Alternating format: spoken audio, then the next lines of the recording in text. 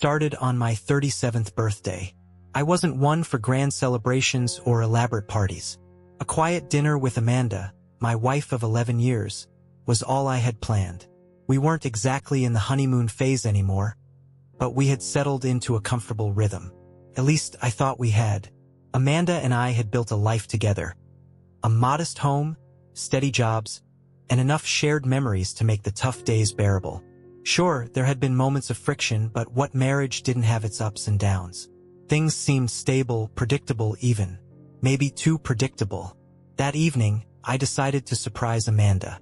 I left work a little early and swung by her favorite Italian restaurant, grabbing takeout. I even picked up a bottle of her favorite red wine, the kind we only opened on special occasions. I wanted the night to feel special, even if it was just the two of us. But when I walked through the front door, something felt off. The house was too quiet. Amanda always had some kind of background noise going. Whether it was music, the TV, or even just the hum of her podcast, she hated silence. I set the bag of takeout on the kitchen counter and called out, "Amanda? I'm home." No response.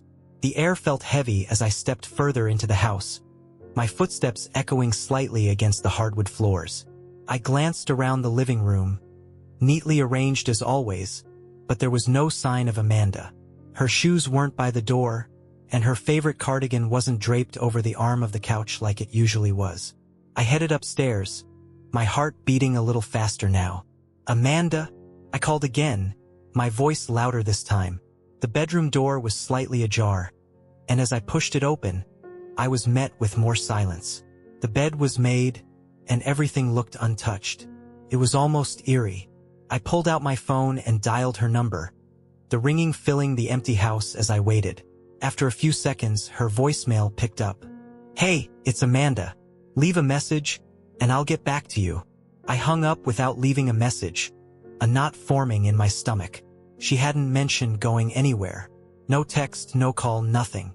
Trying to shake off the unease, I told myself she had probably stepped out for something last minute. Maybe she'd forgotten an ingredient for one of her recipes or decided to run an errand. But as I walked back downstairs, something about the stillness of the house gnawed at me. I sat down on the couch, the takeout still untouched on the kitchen counter. Minutes turned into an hour and then another. I tried calling her again, but it went straight to voicemail this time. By the time Amanda finally walked through the front door, it was nearly 9 p.m. Her hair was slightly disheveled, and there was a faint flush on her cheeks. She looked surprised to see me sitting in the living room. "Oh, you're home," she said, her tone a little too casual. "Where were you?" I asked, trying to keep my voice even. Amanda hesitated, her eyes flicking to the takeout bag on the counter. I went for a walk," she said, shrugging. I lost track of time. "A walk?" I repeated, the knot in my stomach tightening. "Yeah," she said quickly, her tone defensive now. I needed to clear my head. Work's been stressful lately. I studied her face, searching for something, anything, that would make her story feel real. But there was a shift in her demeanor, a nervous energy that hadn't been there before. "Why didn't you answer your phone?" I pressed. She gave a small laugh, brushing her hair back. "I didn't even realize you called. I must have left it on silent." Her words felt rehearsed, like lines she'd practiced before stepping through the door. I nodded slowly, not wanting to escalate things, but the unease didn't go away.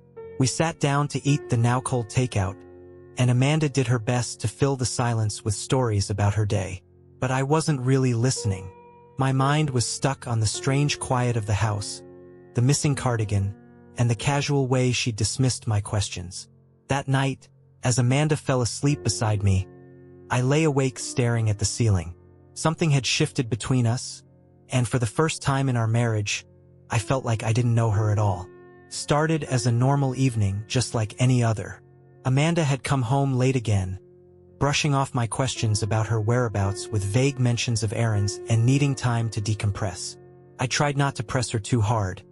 It seemed every conversation lately teetered on the edge of an argument, and I didn't want another night of tension.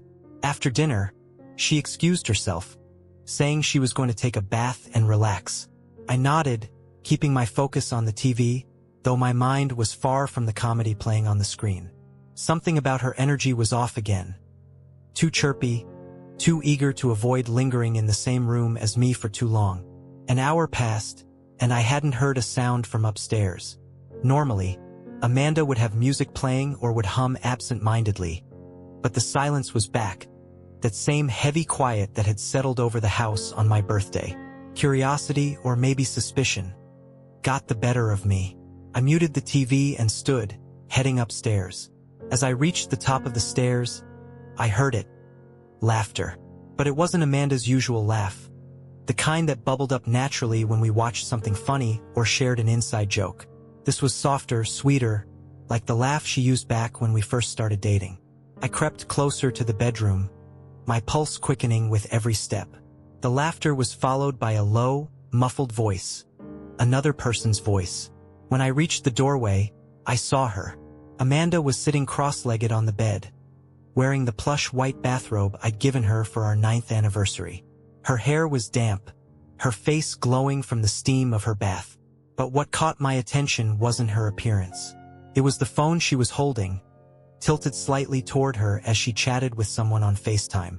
On the screen was a man, his face partially obscured by the low light of wherever he was. He was grinning, his voice warm and casual as he responded to whatever Amanda had said. But it wasn't their conversation that stopped me in my tracks. It was the way she spoke to him, her tone, her expression. It was the Amanda I hadn't seen in years, the one who used to look at me like I was the only person in the world. "See you on the weekend, sweetheart," she said, her voice soft and full of affection. The words hit me like a sledgehammer. My chest tightened, my breath caught in my throat, and for a moment, I couldn't move. Amanda must have noticed the shift in the air because she turned her head. Her smile froze when she saw me standing in the doorway, and her face drained of color. "Derek," she said, fumbling to lower the phone. "I didn't hear you." "Who's that?" I interrupted, my voice colder than I'd ever heard it. It's no one," she stammered, clutching the phone like it might save her. "No one," I repeated, stepping into the room. "You just called him sweetheart. That's not no one." "It's not what it looks like," she said quickly, her words tumbling out in a rush. "He's just a friend. Someone from work." "From work?" I scoffed. "Do you always call your coworkers sweetheart? Do you laugh like that with them? Wear that robe while talking to them?" Her eyes darted around the room, searching for an escape. "It's complicated," she finally said, her voice quieter now. "Complicated." I stepped closer, my anger bubbling just beneath the surface. "Amanda, I'm your husband. For 11 years. I've been here for you, trusted you. And now you're telling me it's complicated? Who is he?" She shook her head, standing up and tightening the robe around herself. "Derek, please, you're overreacting. It's not what you think." "Then explain it to me," I said, my voice shaking. "Make me understand how this isn't exactly what it looks like." But Amanda didn't say anything. Her silence spoke louder than any excuse she could have given. I stared at her, the weight of the moment settling over me.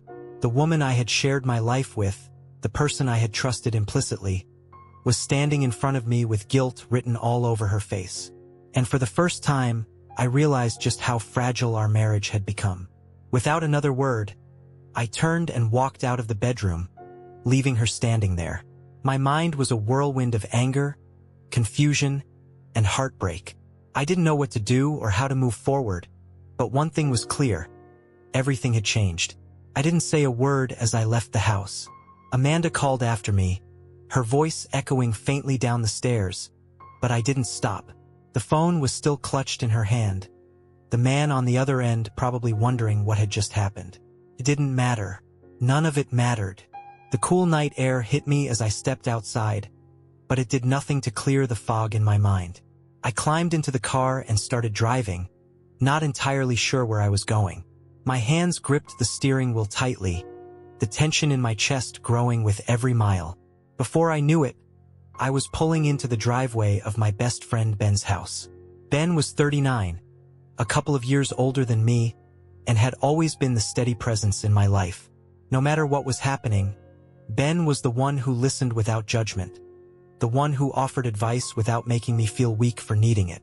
I knocked on the door, my breath shallow and unsteady. A few moments later, Ben opened it, his face shifting from curiosity to concern when he saw me standing there. "Derek?" he asked, stepping aside to let me in. "What's going on? You look like you've seen a ghost." I walked inside, my legs feeling like they might give out at any moment. Ben led me to the living room, where I sank onto the couch, my head in my hands. "She's cheating on me, Ben," I said finally, my voice barely above a whisper. Ben sat across from me, leaning forward with his elbows on his knees. "Amanda?" I nodded, my throat tight. "I walked in on her tonight. She was on FaceTime with some guy. Called him sweetheart. It wasn't just friendly." Ben's jaw tightened, but he didn't interrupt as I kept talking. I told him about the laughter, the bathrobe, the way Amanda had tried to brush it off with excuses that didn't hold up.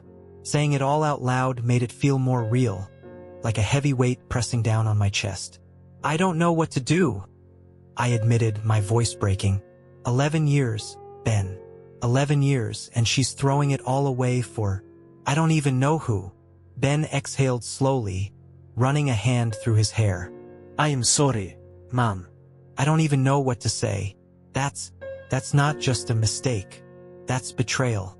Plain and simple. The word hit me like a punch to the gut. Betrayal. It was the only word that fit, and yet hearing it out loud made the wound feel even deeper. "I keep trying to tell myself it's fixable," I said, my hands trembling. "But how do you fix something like this? How do you come back from that?"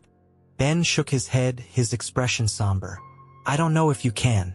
Not unless she's willing to be honest with you, and even then, it's not just about fixing things. It's about whether you can ever trust her again." I sat there in silence, the truth of his words sinking in. Trust, the foundation of our marriage, the thing that had always seemed unshakable, was now in ruins.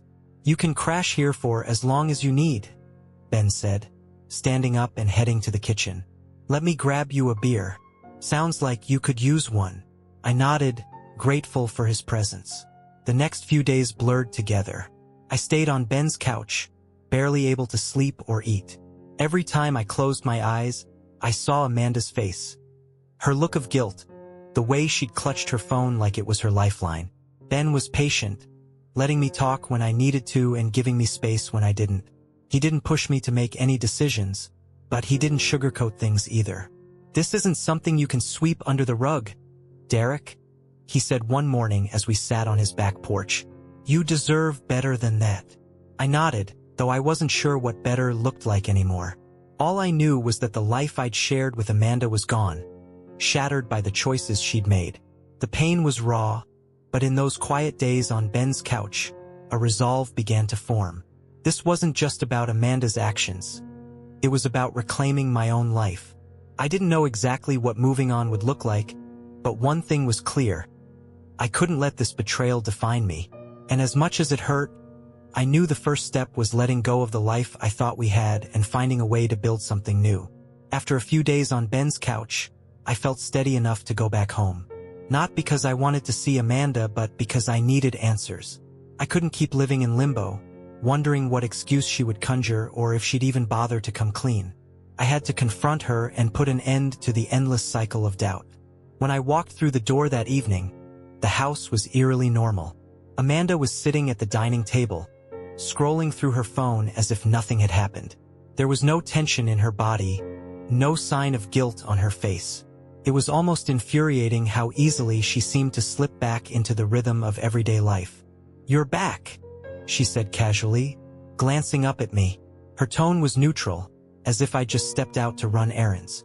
I dropped my keys on the counter, taking a deep breath to steady myself. "We need to talk," Amanda sighed, setting her phone down with exaggerated reluctance. "Okay, what is it now?" Her indifference set my blood boiling, but I forced myself to stay calm. "Who was the guy on the phone the other night? Don't lie to me, Amanda. I need the truth."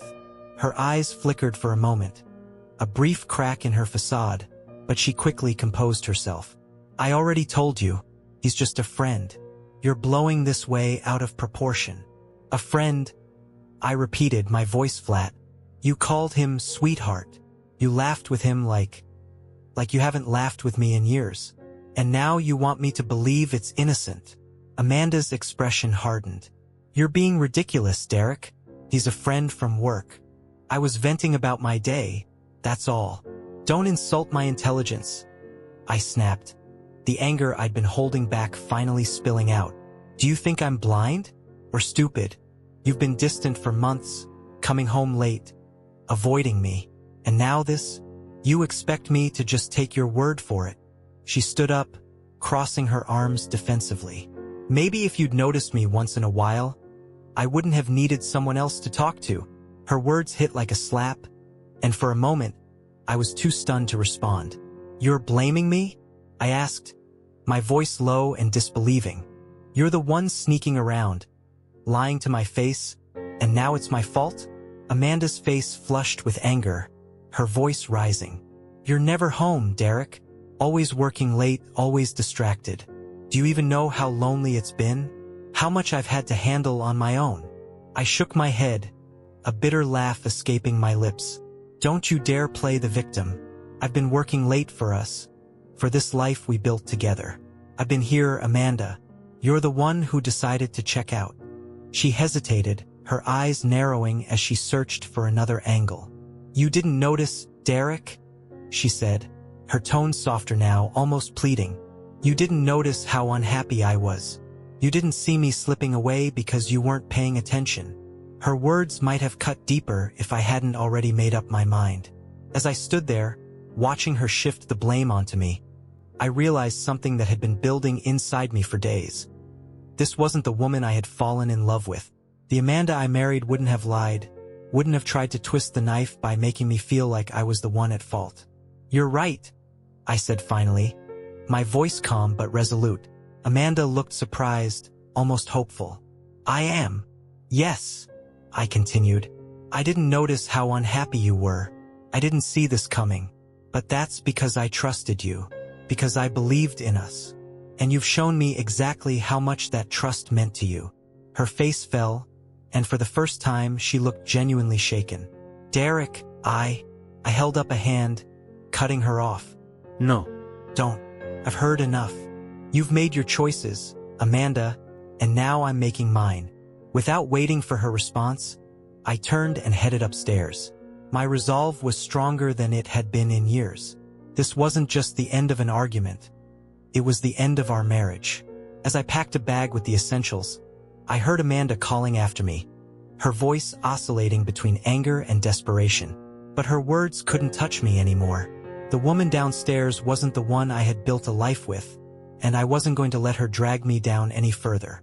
When I walked out of the house for the second time that week, I didn't look back. This time, it wasn't about running away. It was about moving forward. The days after walking out of the house felt like a haze. I stayed at Ben's again, trying to make sense of everything. The anger and heartbreak were overwhelming, but there was something else simmering beneath it, a strange kind of clarity. I knew Amanda's betrayal wasn't something I could forgive, but I also knew I couldn't let it consume me. One morning, I decided to go for a run. Exercise had always been my way of clearing my head, and I needed to shake off the suffocating weight of the past few days. The crisp air filled my lungs as I pounded the pavement, my thoughts gradually giving way to the rhythm of my footsteps. When I got back to the house to grab a few more things, I saw Amanda sitting at the dining table, typing furiously on her phone. She didn't look up when I entered, her fingers flying over the screen, her brow furrowed in concentration. For a moment, I considered walking past her and heading straight upstairs, but then she glanced up, her expression softening. Derek, she said, setting her phone down, we need to talk, like adults. Her tone was calm, almost reasonable, but I could feel the tension underlying her words. I hesitated, then walked over and sat across from her. All right, I said, keeping my voice steady. Talk. Amanda took a deep breath, folding her hands on the table. I know things have been rough between us, she began. And I know you're upset about what happened the other night, but I think we can work through this if we're willing to be honest with each other. I stared at her, waiting for the apology that never came. Instead, she continued. Derek, you've been distant for a long time, she said, her voice taking on a slightly accusatory edge. You've buried yourself in work and I've felt neglected. I know I made mistakes, but it's not like you didn't contribute to the problems in our marriage. Her words hung in the air like a slap. I leaned back in my chair, crossing my arms as I studied her. So, let me get this straight, I said, my voice icy. You lied to me, snuck around, and called another man sweetheart? But it's my fault? Because I work hard to provide for us. I'm not saying it's all your fault, she replied quickly, her voice defensive. But relationships are complicated, Derek. They don't just fall apart for no reason. I shook my head, a bitter laugh escaping my lips. No, Amanda. They don't. They fall apart because someone decides to throw away trust and loyalty for... What? A fling? Validation. Her cheeks flushed, and she opened her mouth to respond. But I held up a hand, cutting her off. You know what? It doesn't even matter. I've spent the past few days trying to make sense of this, trying to figure out what went wrong. But the truth is, I don't care anymore. I'm done. Amanda's eyes widened, a flicker of panic crossing her face. What do you mean, done? I mean I want a divorce, I said, my voice firm. There's nothing left to talk about, Amanda. You made your choice, and now I'm making mine. For a moment, she just stared at me, her expression a mix of shock and indignation. You can't be serious, she said finally, her voice rising. You're really going to throw away 11 years over one mistake? This isn't about one mistake, I shot back. It's about trust, about respect. You didn't just make a mistake. Amanda, you betrayed me, and now you're sitting here, trying to shift the blame onto me instead of owning up to what you've done. That's not a mistake. That's who you are. Her mouth opened and closed, but no words came out. For the first time in days, I felt a strange sense of calm. The decision had been made, and I wasn't going to let her manipulate me into doubting it. I stood up, grabbing my keys from the counter. I'll have the papers drawn up, I said, my tone final. You can reach me through my lawyer if you need anything. Derek, wait, she started, but I didn't stay to listen. As I walked out the door, I felt a weight lift from my shoulders. The pain of her betrayal was still there, raw and unrelenting, but I also felt a newfound sense of freedom.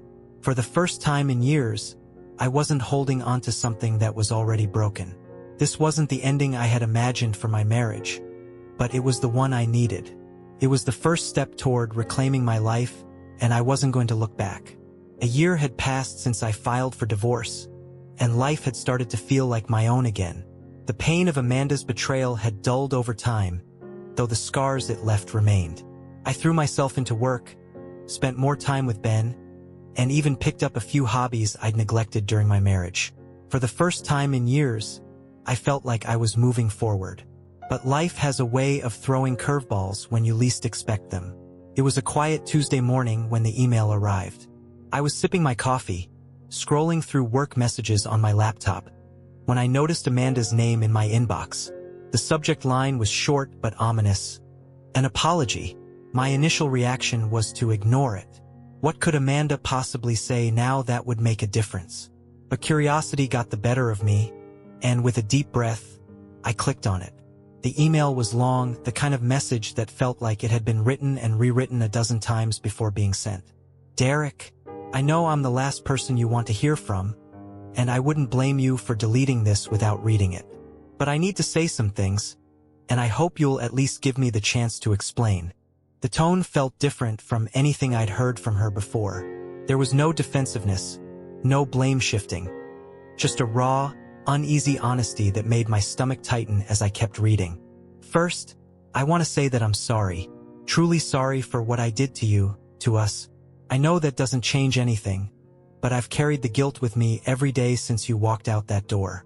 I know I hurt you in ways I can't undo, and I don't expect forgiveness. I just need you to know that I regret everything. The words felt sincere, but they didn't ease the bitterness that had settled in my chest. I wanted to close the email, but something compelled me to keep going. Then came the part that shattered the fragile peace I had built over the past year. I need to be honest about something I wasn't ready to admit before. The man you saw me talking to that night wasn't just a friend. His name is Daniel, and we were in a relationship for over 2 years, even before your 34th birthday. I felt the air leave my lungs as I read the words. 2 years. While I was working late to support us, while I was planning birthdays and anniversaries, Amanda had been sneaking off with Daniel, weaving a web of lies I hadn't even begun to untangle. Those business trips to Denver? She continued. They weren't business trips. I went there to be with him. Every time I said I was traveling for work, I was lying. I don't expect you to forgive me for this. I don't even forgive myself. But I couldn't keep pretending you didn't deserve to know the truth. The anger I thought I had buried resurfaced, sharp and hot. I wanted to stop reading, to delete the email and pretend it didn't exist. But the worst was yet to come. There's one more thing I need to tell you, and I know this will hurt more than anything else I've said. I'm pregnant. The baby is Daniel's. The words hit me like a freight train. Pregnant. Daniel's. My hands trembled as I read the line over and over, unable to fully grasp its weight. I didn't know how to tell you before, and maybe that was cowardly of me. But now that the divorce is final and we're no longer tied to each other, I felt like you had the right to know. I'm not asking for anything, Derek. I just needed to tell you the truth. Even if it's too little, too late. The email ended with a simple goodbye. No requests, no pleas for reconciliation. Just an apology and the truth. I closed my laptop and sat there in silence, my coffee growing cold on the table. The woman I had spent over a decade with had betrayed me in ways I hadn't even imagined. The lies about Denver, the years of deception, the pregnancy, it was too much to process all at once.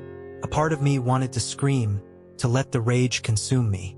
But another part, the part that had been rebuilding my life piece by piece, reminded me that this chapter was over. Amanda had made her choices, and now, she was someone else's problem. That evening, I went for a long walk, the cool air helping to clear my mind.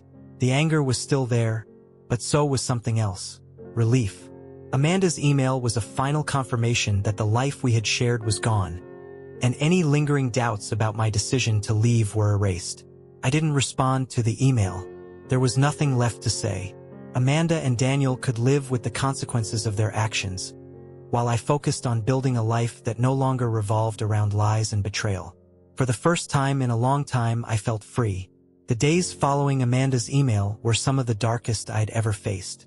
Her confession, its cold finality, the depth of her betrayal, gnawed at me like an open wound. The memories of our years together played in my mind on a cruel loop. Her laugh, her touch, the plans we made for a future that was never real. At first, I felt numb. The enormity of what she'd done, the years of deception, and the revelation of a child that wasn't mine left me feeling hollow, like someone had carved out everything inside me and left only the shell. I spent hours just sitting in silence, staring at nothing, my mind replaying her words. The baby is Daniel's.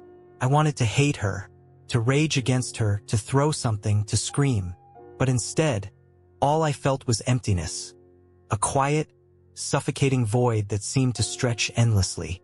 I kept rereading her email, as if I might find some new meaning in her words. But every time, the same truth stared back at me. Amanda had made her choices long before I had a chance to stop them. The life I thought we had shared was nothing more than a lie. The thought of reaching out crossed my mind more than once. I wanted to confront her, to demand answers for every painful detail she'd withheld. Why Daniel? Why for so long? Did she ever love me? But deep down, I knew those answers wouldn't bring me peace. They wouldn't undo the betrayal, wouldn't heal the scars she had left behind. One night, after hours of tossing and turning in bed, I finally came to a decision. I wasn't going to let Amanda have any more power over me.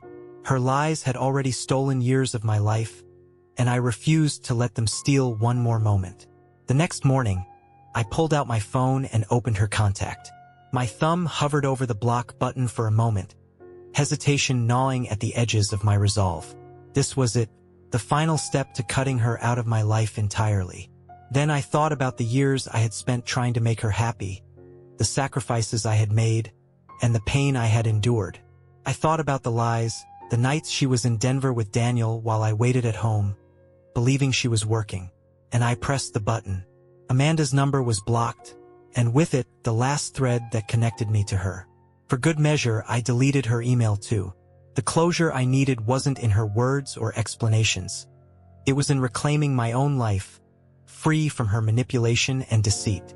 That evening, I sat on Ben's porch with a beer in hand, staring at the stars. He didn't say much, just sat beside me, his quiet presence a comfort I didn't know I needed. "She's out of my life," I said finally, breaking the silence. "For good this time."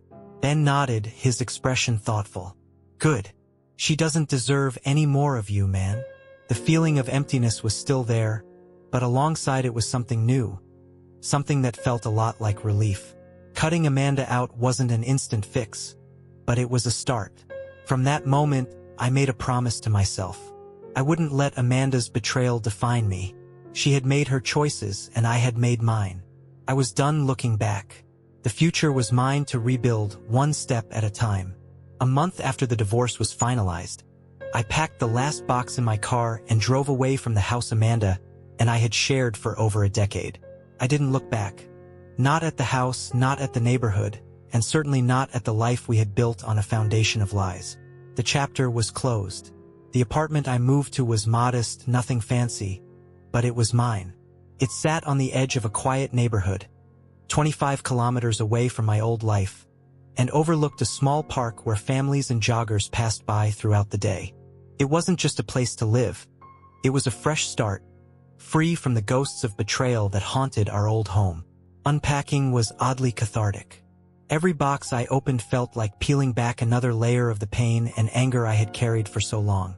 I left behind anything that reminded me of Amanda. The photos, the anniversary gifts, the little mementos that once felt precious but now only symbolized deception. I started to focus on myself, something I hadn't done in years.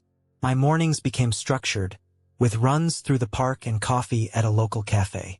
I signed up for a gym membership not just to stay fit but to clear my head. With every weight I lifted, every mile I ran, I felt a little stronger, a little more like myself again. Work, too, became a welcome distraction. I took on new projects, pushing myself to excel and rebuild the confidence Amanda's betrayal had shaken. Colleagues who knew nothing of my personal struggles commented on how focused and driven I seemed. They didn't know it, but their words fueled me, reminding me that I was more than the man Amanda had discarded. But it wasn't just work and fitness. For the first time in years, I made a conscious effort to reconnect with friends. Ben, of course, had been my rock throughout the ordeal, but there were others. Old college buddies, coworkers I drifted away from, even neighbors I barely knew. One Friday night, I joined a group of friends for drinks at a local bar. The laughter, the camaraderie, it felt good, normal, like I was part of something again. And then there were the dates. At first, the idea of putting myself out there seemed impossible. How could I trust someone again after what Amanda had done? But as the weeks went by, I realized that not everyone was like her. People weren't inherently deceitful, and I couldn't let her actions dictate my future. The dates were casual, no expectations or pressure. I met women who were kind, funny, and full of life, and while none of those connections turned into something serious, they reminded me that I was still capable of opening up, still capable of feeling excitement and hope. One night, as I sat on the balcony of my new apartment, a glass of wine in hand, I reflected on the journey that had brought me here. The betrayal, the heartbreak, the anger. It had all been so consuming, so overwhelming. But now, with the distance of time and a fresh perspective, I realized that Amanda's actions, as painful as they were, had given me something I hadn't had in years. Freedom. Freedom from lies. Freedom from manipulation. Freedom to live my life on my terms. I didn't need Amanda's apologies or explanations to move forward. I didn't need closure from her because I had found it within myself. For the first time in what felt like forever, I was truly at peace. As the city lights twinkled in the distance and the cool night air brushed against my face, I raised my glass to the future. A future that was mine to create. Freedom, I realized, was the best gift I could have received.